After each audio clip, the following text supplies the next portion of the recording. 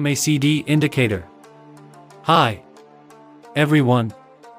Welcome to the Warrior Trading channel.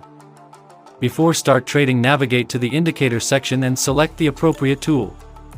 Today, in this video, we will be using fast period is 09, slow period 30, and signal moving average convergence divergence indicator.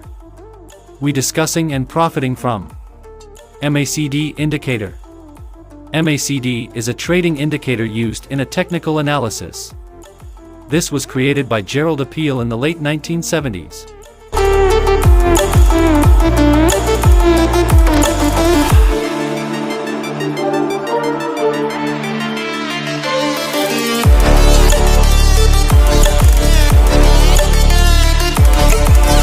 It is designed to reveal changes in the strength, direction, momentum, and duration of a trend in the market.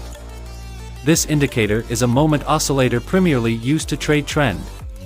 It's an oscillator. It's not typical used to identify overbought or oversold condition. It appears on the chart as two lines which oscillate without boundaries. The crossover of the two lines give trading signals similar to a two moving average system. Check this my live account.